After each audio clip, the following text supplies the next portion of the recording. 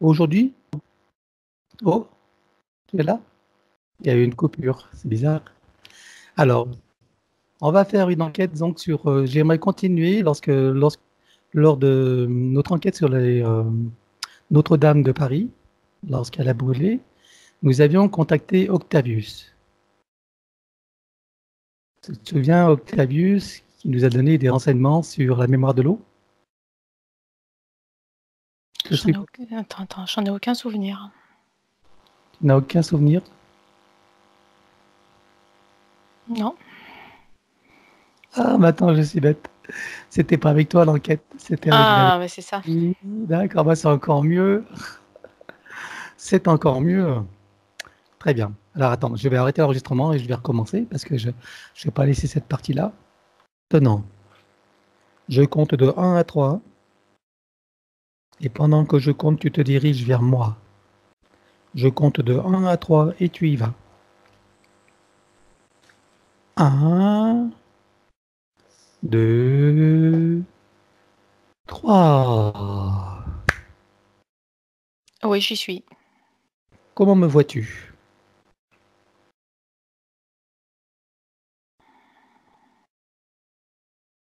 Stable, lumineux, carré.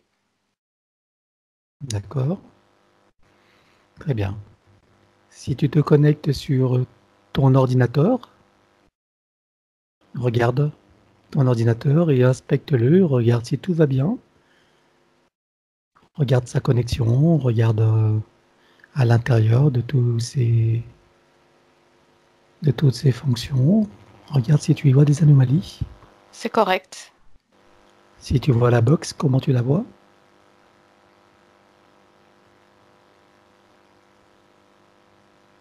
C'est correct. Parfait. Dis-moi à quelle fréquence tu es là? 40. 40? 40 000 alors, Oui. c'est ça? Ok. Euh, 40 000, d'accord. Est-ce que tu peux augmenter ta fréquence ou est-ce que pour toi c'est correct pour travailler? Non, je peux la monter. Vas-y, monte-la et dis-moi à combien tu t'arrêtes tout en restant confortable.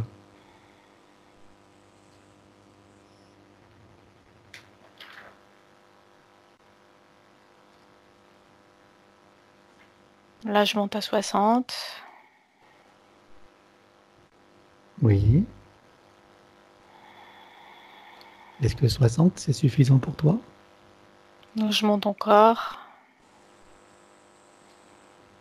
80. 80 000. D'accord. Ok. À présent, connecte-toi à moi Oui. et dis-moi à combien tu me vois. 50. D'accord. Alors, je vais monter à mon maximum tout en restant confortable pour cette séance. Dis-moi à combien tu me vois monter.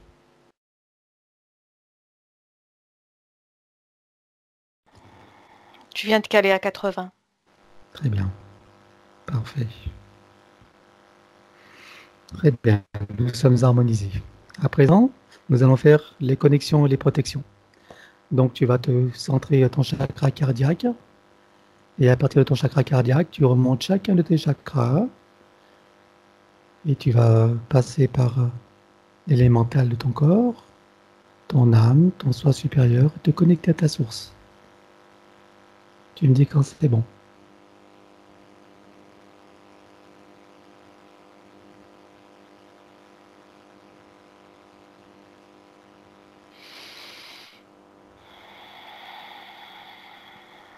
C'est bon. Maintenant, tu redescends, tu repasses tout par tous les stades, soi supérieur, âme, élémental de ton corps, ton chakra coronal, troisième œil, gorge, chakra cardiaque. C'est bon.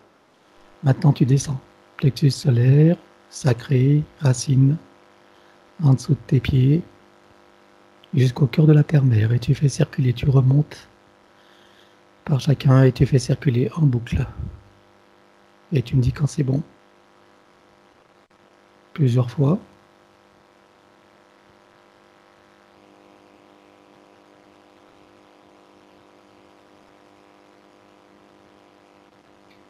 C'est bon, ça circule. Parfait. Maintenant, tu reviens au chakra cardiaque et de là, tu constitues ton torus. Tu connais le torus, Mhm. le chakra cardiaque, tu remontes et par le chakra coronal, tu redescends autour de toi et tu remontes par tes pieds et tu fais circuler.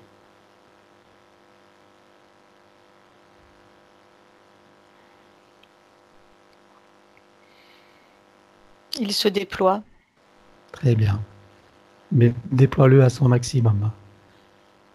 Programme-le pour qu'il reste présent pendant toute la séance et même davantage si c'est adéquat. C'est fait. Parfait. Et maintenant, tu as ta bulle de protection. Tu te crées une bulle de protection multicouche. Voilà. Donc, anti-électromagnétique, anti-luminique, anti-télépathique. Enfin, on va dire des basses fréquences, bien sûr, hein. On garde ce qui est de haute fréquence. Tout ce qui n'est pas amour, lumière et intention bienveillante rebondit. Tu le fais réflectif. Tu fais la Mhm. bulle réflective. Tu peux la faire or et diamant et réflective. À moins que tu aies envie de mettre une autre couleur. À toi de voir ce qui te convient le mieux. C'est correct, c'est bien. Très bien. Comment te sens-tu à présent? Bien. Très bien. Alors à présent, tu vas te reconnecter à moi Oui. et je veux que ton esprit t'amène au moment où je fais ma séance avec Valérie sur cette enquête sur Notre-Dame de Paris lorsqu'elle a été incendiée. Connecte-toi à cette séance. Tu me dis quand tu y es. J'y suis. Parfait. Et là, lors de cette séance, nous avons contacté Octavius, qui est un commandant donc de vaisseau, qui vient d'un peuple arcturien. Et j'aimerais que tu l'appelles.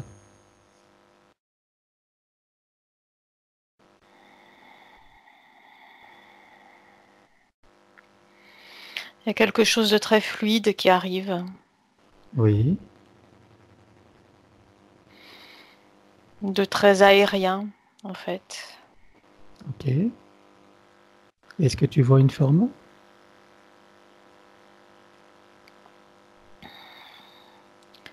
Comme une forme humaine, mais tout en longueur. Comme s'il y avait une sorte de déformation dans ma vision. Comme s'il était dans un autre...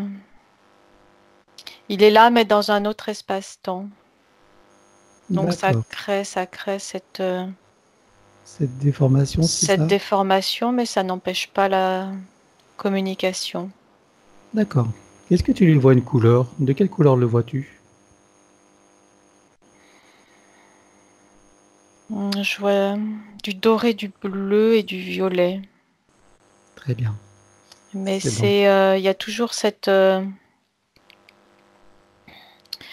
comme si tu regardais à travers une bulle de savon, en fait. Donc, il y a ces couleurs-là, mais ça varie, ça fluctue, parce qu'il y a cette déformation, en fait. d'accord. Et si toi, tu allais dans son espace-temps, si par exemple je compte à 3, et avec ton corps de lumière adéquat, tu vas dans cet espace-temps, puisque nous sommes illimités, tout est possible. Tu me dis si c'est bon. Je compte à 3 et tu y vas. Un, Mhm. 2, 3.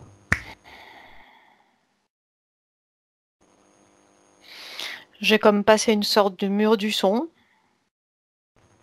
et je suis de son côté, dans son espace.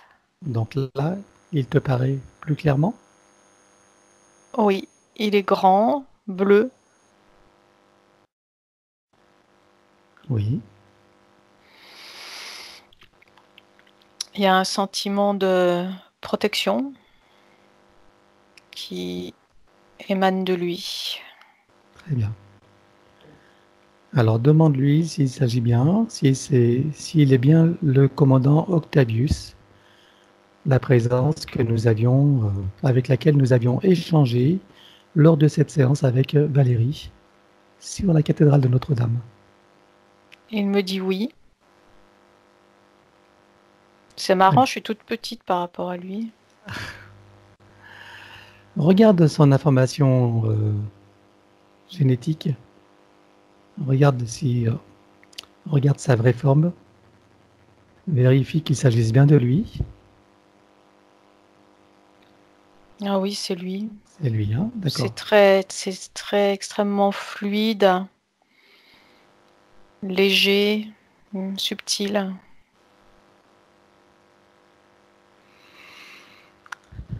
Alors dis-lui que je suis très content de le retrouver aujourd'hui et que je me sens très honoré qu'il accepte d'échanger avec nous humains.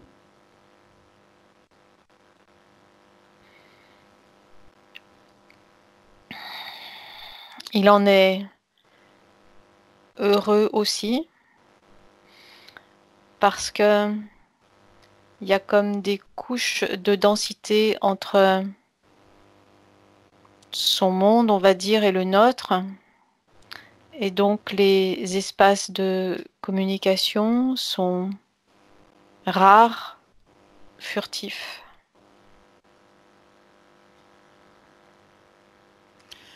Nous avons apprécié justement les communications que nous avons eues avec lui. Et eh bien, voilà, puisque c'est une occasion pour toi, Octavius, d'être en contact avec nous, puisqu'elle semble si rare pour toi, est-ce que tu veux profiter de cette occasion pour déjà avant d'aborder les questions que j'ai envie de te poser, si tu veux bien y répondre, est-ce que tu as des choses à nous dire, à nous, collectif humain?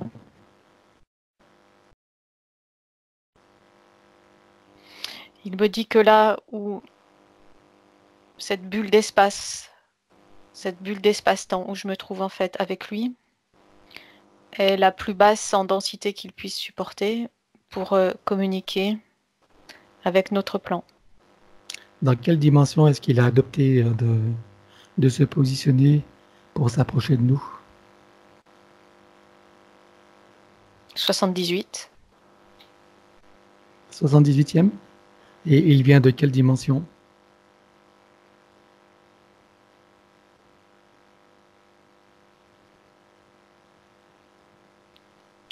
Il y a un compteur de chiffres qui défile à toute vitesse. Ah oui. Et ça t'amène où?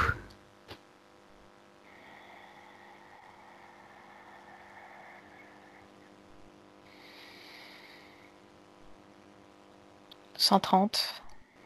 130e. D'accord. Ok. Alors, comment se fait-il que lors de notre dernier entretien, Octavius était descendu à la 56e dimension? Et pourquoi est-ce qu'aujourd'hui, il dit qu'à la 78e, c'est le plus bas à laquelle il peut descendre? Comment est-ce qu'il peut expliquer ça? Ça dépend de l'état électromagnétique de la surface de la Terre. Ah, d'accord. Les Il y a des- conditions ne sont jamais les mêmes. Donc, il y a des variations qui font que il peut descendre plus bas ou rester plus haut, c'est ça? Exact. Ok. Donc, les conditions Aujourd'hui, électromagnétiques. Oui. aujourd'hui, perturbation importante ne peut pas descendre plus bas. Est-ce que ça a lieu avec les positions lunaires et comment les événements solaires, etc. Il me parle de vent solaire, Les vents solaires. Et quoi d'autre? de perturbations électromagnétiques dues à des planètes ferreuses. Oui. Et il me montre dans l'espace comme des boules planétaires qui circulent et qui viennent bousculer les champs électromagnétiques de la surface terrestre. D'accord. Est-ce que nous sommes là en présence d'un phénomène naturel ou est-ce que c'est un phénomène qui est provoqué? C'est un phénomène naturel qui est utilisé et amplifié pour le détourner à leur profit des forces sombres qui régissent la Terre. D'accord. Et de quelle manière est-ce qu'elles utilisent ce détournement? Quels sont les résultats qu'ils en obtiennent de cette force électromagnétique détournée? De maintenir l'humain comme sous un globe pour l'empêcher de développer ses antennes. Est-ce qu'ils y réussissent? En partie, mais l'humain est puissant.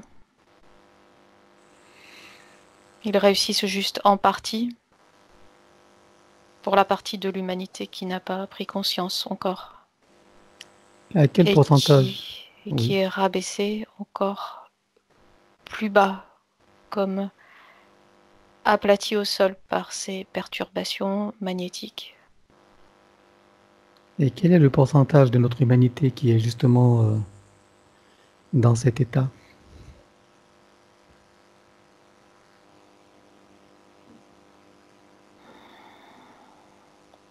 85%. 85%. C'est énorme. Oui. Ok. Et donc pour les 15 autres Je, pourcents? je vois Oui. la plupart des humains qui sont rendus comme dociles par le poids de ces perturbations électromagnétiques, celles qui sont détournées. Mhm. Ça exerce comme une forme de contrôle mental D'accord. qui est totalement invisible.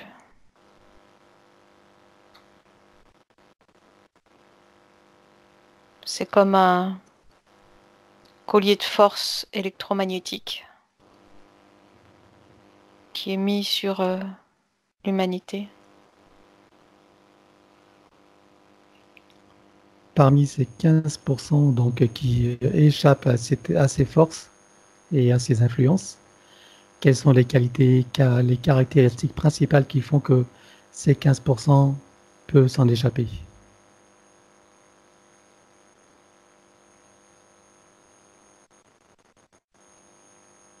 Ça me vient la légèreté de l'âme, la prise de conscience et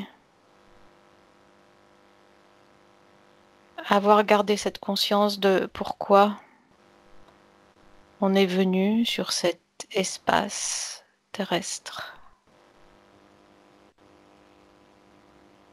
Cette prise de conscience et ce souvenir-là permet de redresser la tête, les épaules, de se libérer du joug, de se redresser et de s'élever vers le ciel, libre.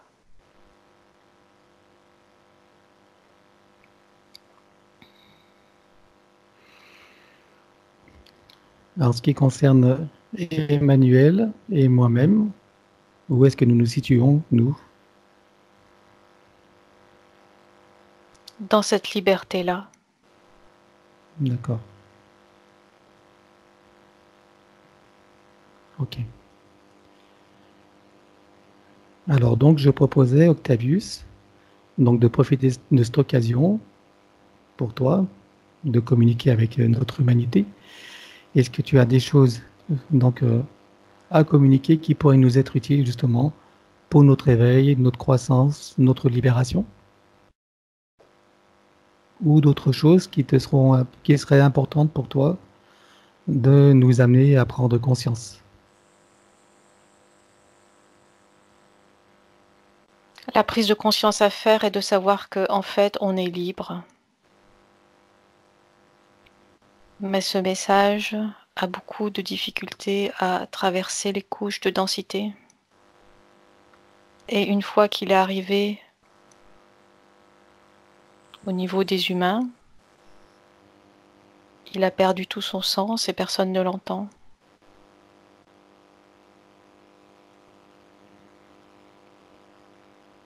Seuls les quelques humains qui se lèvent, qui osent se lever, parce que la plupart sont abattus,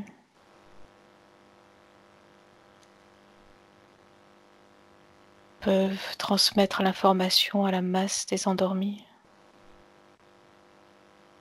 de ceux qui sont sous le joug,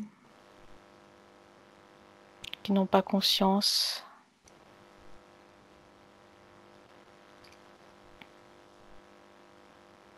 qui n'ont pas conscience de leur propre nature, qu'il y a un problème, qui pensent que tout est normal. Ils ne savent pas qu'ils ne savent pas.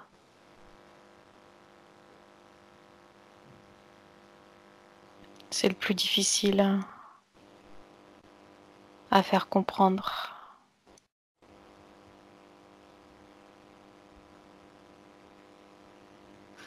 À faire comprendre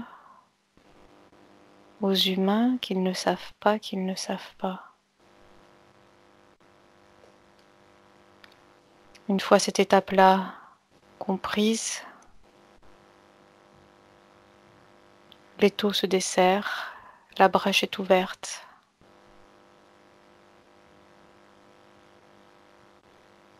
Il suffit à ce moment-là de pousser les murs, d'écarter les morceaux de la coquille, comme le poussin quand il sort de son œuf et qu'il ouvre les ailes. Et à partir de ce moment-là, rien ne peut l'arrêter. Rien ne peut l'arrêter. Et aucune force extérieure ne peut venir contrer cette expansion-là.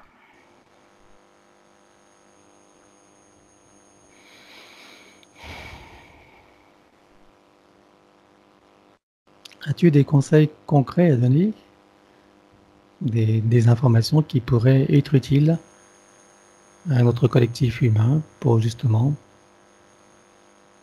au moins pour ceux qui sont déjà dans cette démarche d'éveil, pour mieux ouvrir les consciences et créer plus d'impact de réveil au sein de ceux qui sont encore dans cette léthargie?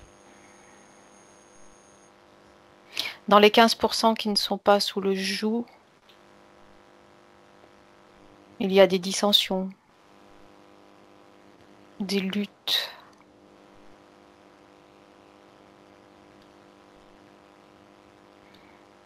qui freinent le processus d'éveil. De ces 15%-là, restent seulement 3 à 4% qui filent droit devant, sans s'occuper de lutte, d'ego.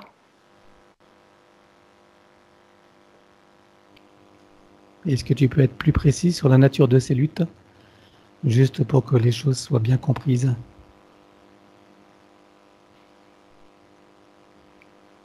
De ces luttes d'ego. De tous ceux qui sont sur la voie de l'éveil, à différents niveaux du chemin.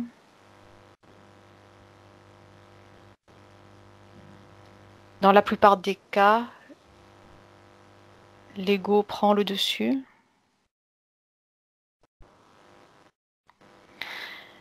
Et fait discréditer les autres qui sont aussi sur le même chemin.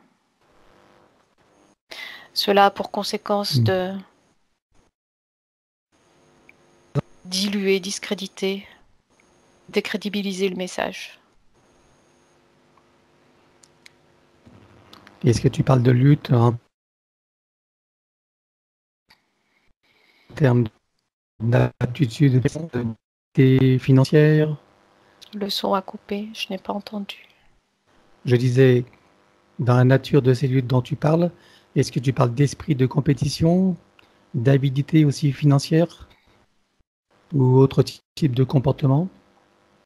De reconnaissance, Besoin de reconnaissance? besoin de reconnaissance, d'avidité financière, une certaine arrogance aussi.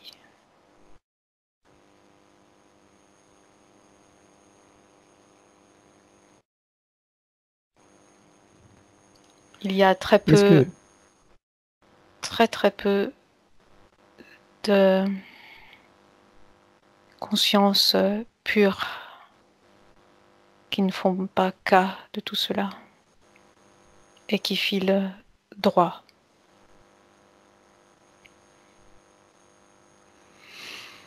Qui Est-ce que restent dans notre... justes. Oui.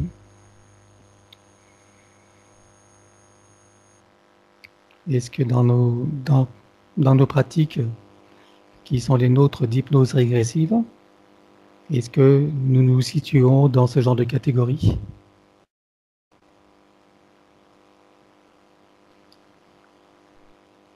Oui, dans le cas où il faut considérer que rien n'est jamais acquis. La connaissance absolue n'existe pas. Il y a toujours de nouveaux chemins à prendre parce que les espaces-temps sont mouvants, en continuelle structuration, déstructuration.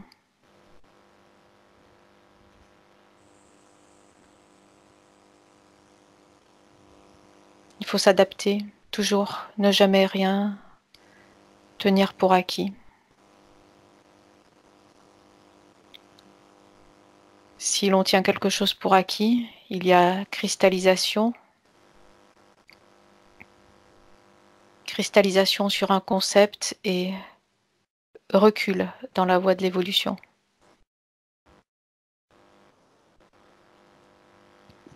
Est-ce que toi, Octavius, tu as connu des incarnations humaines? Il me dit non.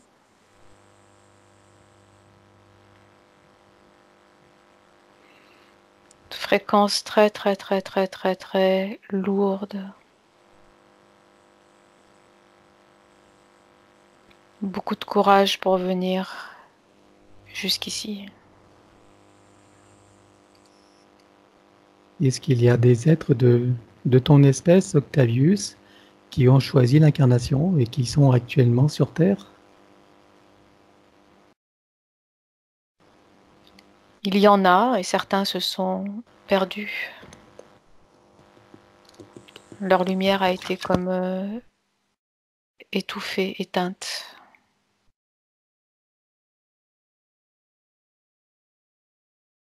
Il y en a, je les vois.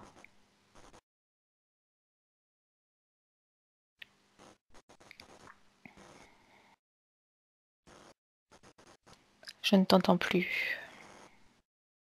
Tu es là? Je Allô? suis là. Ah. Je suis là. Ah, il y a une coupure. Tu disais donc que leur lumière a eu... Pour certains, leur lumière a été comme éteinte, étouffée. Est-ce qu'il en est d'autres qui ont su garder leur lumière? Oui, il y en a. Mais le fait de descendre jusqu'ici a beaucoup affaibli la puissance de leur lumière.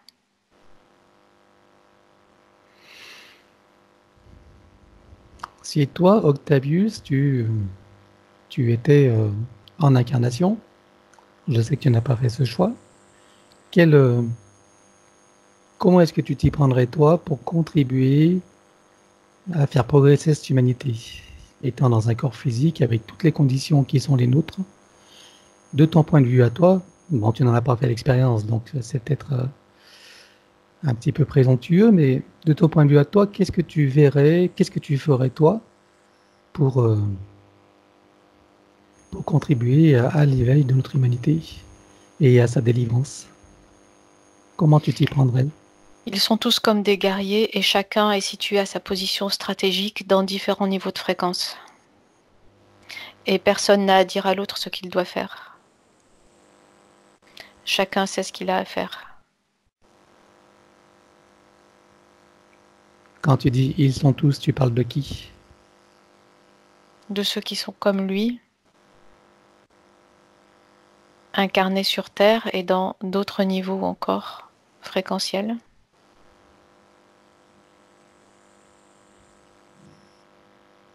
Est-ce que vous êtes nombreux sur Terre actuellement?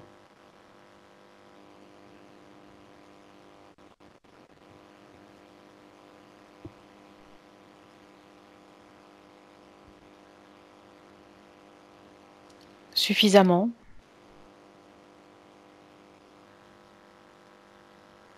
En termes de chiffres,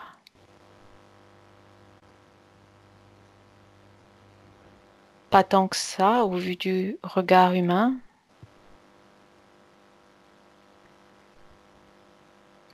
Quelque chose comme 2 ou 3, quelquefois seulement 1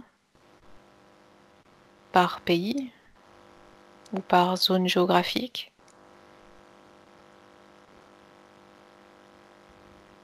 Et c'est ce qui a été décidé. Est-ce que ces êtres ont une notoriété publique? Est-ce qu'ils prennent des fonctions qui ont un certain pouvoir sur Terre et une certaine notoriété en vue d'agir? Certains oui, mais pas tous. Parce que la véritable action ne se situe pas sur le plan physique.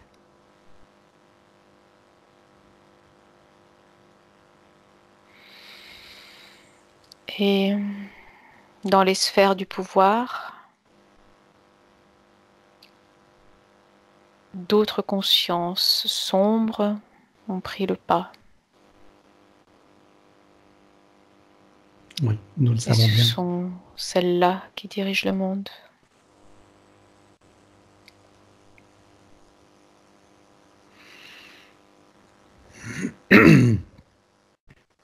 Est-ce que dans la dimension où tu es, Octavius, on peut dire que tu es un soi supérieur de certains humains incarnés?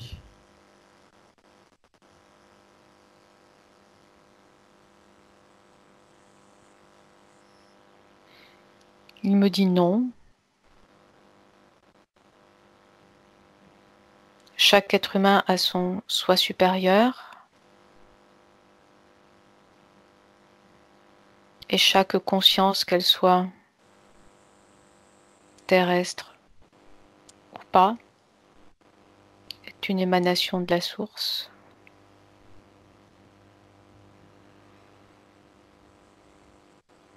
Il n'est pas rattaché à un humain ou plusieurs en particulier.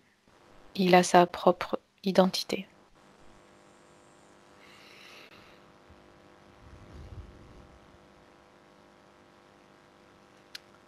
Alors, lors de notre dernière rencontre, donc, tu nous as parlé de l'eau, du pouvoir de l'eau.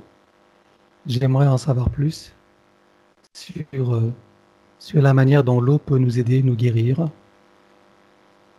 Comment est-ce qu'un humain peut utiliser justement l'eau pour, en conscience avec elle, pour guérir et pour nous faire nous nettoyer, nous permettre d'évoluer? Quels conseils tu peux donner? Est-ce que tu peux donner des conseils pratiques?